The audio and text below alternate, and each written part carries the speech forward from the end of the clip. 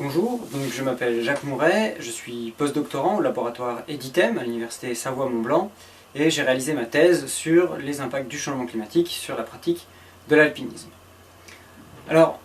l'idée de comparer les 100 plus belles courses de Gaston Rébuffat entre les années 70 et la période actuelle vient de la nécessité de mieux comprendre, de mieux évaluer quels sont les impacts du changement climatique sur les voies d'alpinisme et leurs conditions de fréquentation, en tout cas pour le massif du Mont Blanc.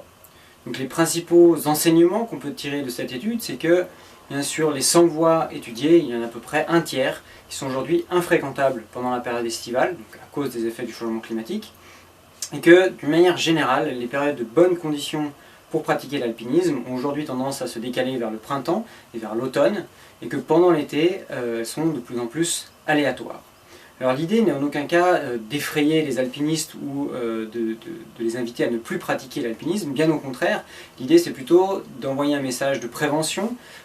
pour que les alpinistes aient les connaissances nécessaires pour adapter leur pratique, donc en l'occurrence en choisissant les périodes où les conditions sont les meilleures et en évitant notamment les périodes de canicule ou les fins de saison où en général les conditions sont les moins bonnes. Alors, concernant d'autres études qui sont en train d'être réalisées dans le même type que celle-ci, donc nous sommes au courant d'études similaires pour notamment la Nouvelle-Zélande et les Alpes autrichiennes, et puis nous sommes aussi en train de faire un travail similaire pour le massif des Écrins, en réutilisant donc les 100 plus belles courses de Gaston Rébuffat pour ce massif, et puis j'espère que dans les prochaines années on aura aussi l'occasion de travailler sur les Alpes valaisannes.